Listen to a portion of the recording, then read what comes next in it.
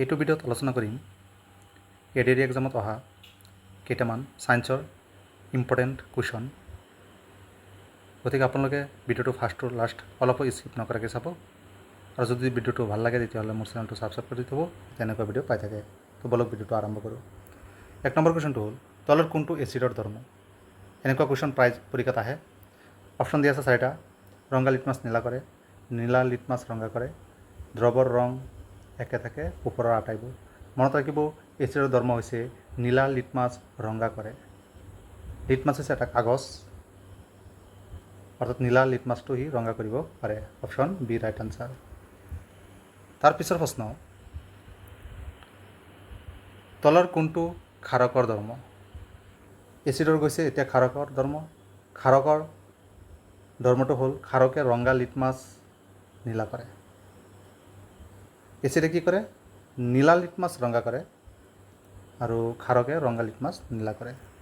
তাৰ পিছৰ question 3 number, এচিডৰ সোৱাদ কেনেকুৱা?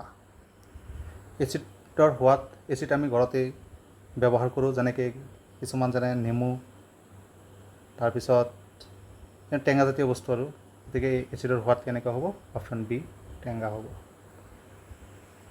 তাৰ পিছৰ কুৱেশ্যন, ক্ষাৰকৰ সোৱাদ কেনেকুৱা? ক্ষাৰকৰ সোৱাদ তিতা। Option A right answer. তাৰ পিছৰ প্ৰশ্ন, মানুহৰ পাকস্থলীত কি এচিড থাকে? মানুহৰ পাকস্থলীত এবিধ এচিড থাকে, সেই এচিডবিধৰ নাম হ'ল HCl, হাইড্ৰক্লৰিক এচিড।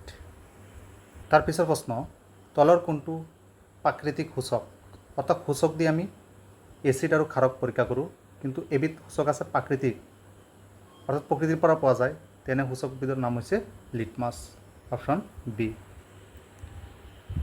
তাৰ পিছৰ প্ৰশ্ন, pH স্কেলৰ কাম হ'ল কোনটো? এচিড চিনাক্ত কৰা, ক্ষাৰক চিনাক্ত কৰা, এচিড আৰু ক্ষাৰক চিনাক্ত কৰা এটাও নহয়। মনত ৰাখিব, pH স্কেলৰ কাম হ'ল এচিডো চিনাক্ত কৰিব পাৰিম, ক্ষাৰকো চিনাক্ত কৰিব পাৰিম। গতিকে option C right answer, acid আৰু ক্ষাৰক চিনাক্ত কৰা।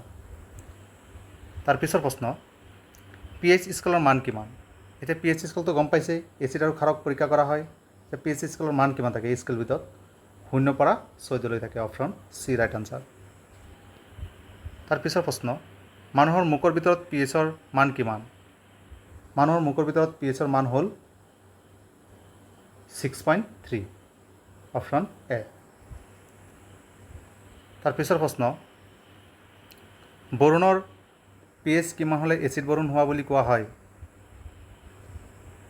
ৰাইট আনচাৰ 5.6তকৈ কম। যদি pHৰ মান যদি 5.6তকৈ কম হয়, তেতিয়া তাক আমি এচিড বৰুণ বুলি কওঁ। এইকেইটা আছিল এইটো ভিডিঅ'ৰ আলোচনা। পৰৱৰ্তী এনেকুৱা ভিডিঅ' পাবলৈ হ'লে মোৰ চেনেলটো ছাবস্ক্ৰাইব কৰি থ'ব, যাতে এনেকুৱা ভিডিঅ' পাই থাকে। থেংক ইউ ভেৰি মাছ মোৰ ভিডিঅ'টো চোৱাৰ বাবে।